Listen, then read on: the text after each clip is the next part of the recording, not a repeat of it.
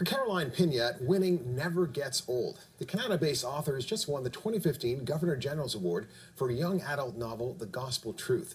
It's the second time Pignat has received the prestigious award. The Gospel Truth tells the story of 16-year-old Phoebe, a slave girl in 1858 Virginia. It outlines the brutality of slavery and Phoebe's struggle for freedom and truth.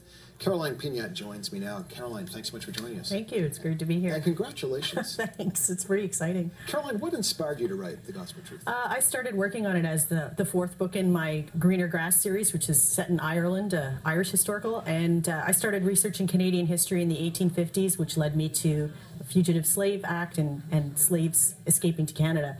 And the more I learned about that part of our history, the more I became fascinated with the people who escaped. And what about the story for you is so captivating? Just the courage that they would have had to overcome the, going beyond something that they've never known to try and escape to somewhere they've never even heard of, I think was pretty amazing.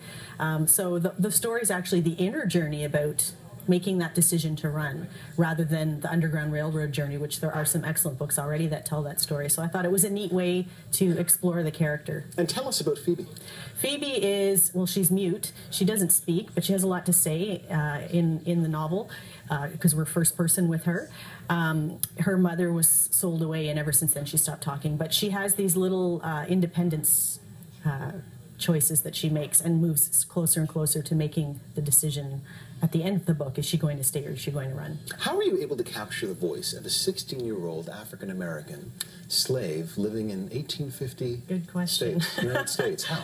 I started, when I was researching before I knew that it was Phoebe's story, I read a lot of fugitive slave narratives, which are transcribed first person from those people that had been enslaved right in the 30s, I think. The Library of Congress did that. And it really captured what it was like for them, their voices, their experiences, and that really helped me understand. It's told in 6 voices in the novel, so not all of them have the same perception of what slavery was like. So it was really interesting to weave the different voices in the novel by using that kind of research. And the novel is in free verse. Yes. How come? How did that happen? It started out as a regular novel like the other ones that I've written, and Phoebe's voice was so lyrical and poetic, and the way she saw the world, she was speaking to me in free verse, but I was trying to form it in prose.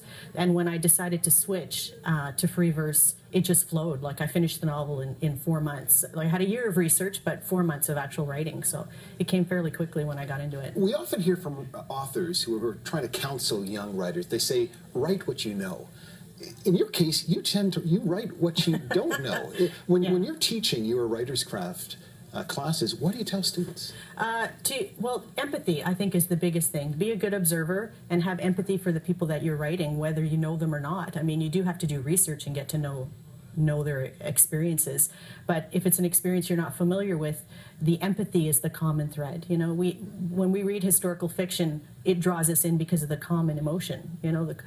We've felt betrayed, we've felt afraid, we've felt love and loss, and those are the things that resonate with us when we read historical fiction. When I read it, that's the stuff I look for. We seem to be in a golden age of telling stories about the slave experience in the United States. Of course, we know about Django, the film. We know about 12 Years a Slave. Also, the Book of Negroes as well. Yes.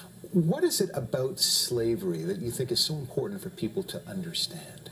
Well, the historical event of it, first of all, and the reality of what actually happened. And I think we're doing that. We're respecting the truths of things that have happened in our past in a lot of ways, but also the inspiration of the courage of the people that lived through those events. Like, I write about. A student asked me one time, why do you always write about such sad things, shipwrecks and potato famines and tragedies and things like that? And I thought, the story is about the person and the hope and the resilience that they've overcome something like that. And I think we read that to be inspired by them. Caroline, thanks so much, and congratulations again on this wonderful award. Thank you so much. Congrats. Thank you.